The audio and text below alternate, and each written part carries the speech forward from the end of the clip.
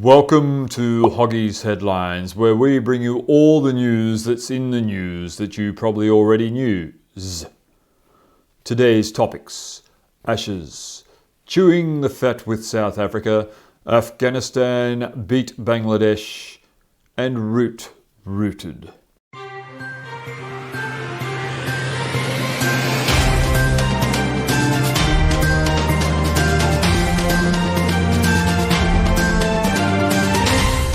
The first story this evening: 4 of 5 tests have been gruelingly played out in the Ashes series between Australia and England. The Australians celebrated early on the hallowed turf of Old Trafford in the belief that they have won the Ashes after just 4 games. Even Harry Potter got in on the action, itching and twitching to show the English how to bat until he was told to quit itch. But let's face facts.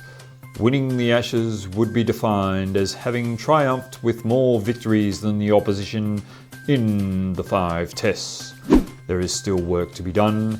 The series can still be drawn. Australia have simply retained the Ashes. But who are we kidding? England are rooted. Yay, Australia. It's all smutty talk in South Africa with the recent dropping of T20 player JJ Smuts for passing a fatness test with flying colours.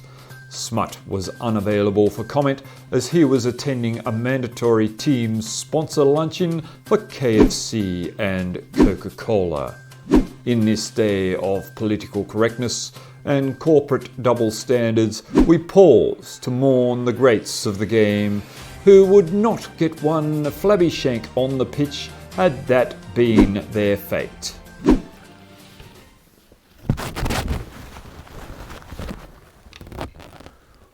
Nom, nom, nom, nom, nom.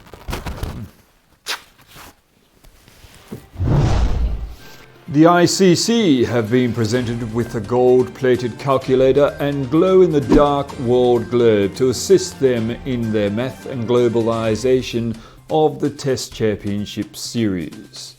There are 12 teams with Test status, but obscurely only 9 have been sanctioned to compete in the Test Championship.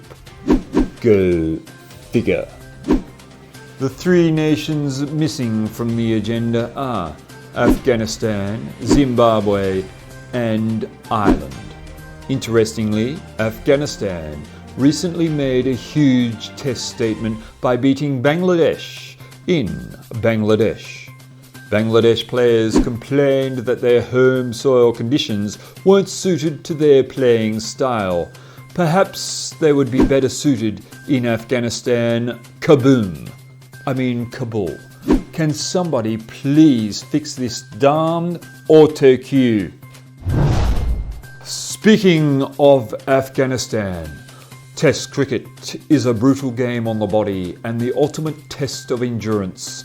Sadly, it has taken its toll on yet another Test cricket great, Mohammad Nabi, who has retired from the longer form of the game after a staggering 11 days of it. He will remain a positive influence on the T20 circuit globally. We look forward to the endless commentary reminiscing over his Test glory days when he... Moving on.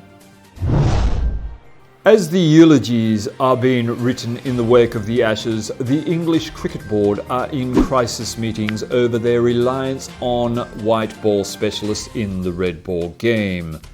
In retaliation, the white ballers are doing what white ballers do, asking for less game time, more free time, and higher pay for not getting the job done.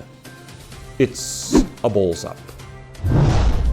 Still in the UK, Joe Root's captaincy woes were highlighted in the 4th test of the Ashes. After the dismissal of Steve Smith was overturned by a review to reveal a no ball, Root called for a team huddle, and only a quarter of the way through his speech, players were seen walking away to their fielding positions.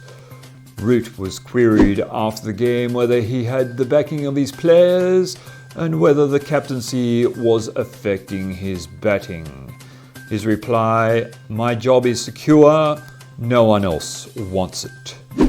No shit, Sherlock. That wraps up the news you already knew for this week. Hit the subscribe button to be first to get the next edition of the 7th hand news every time.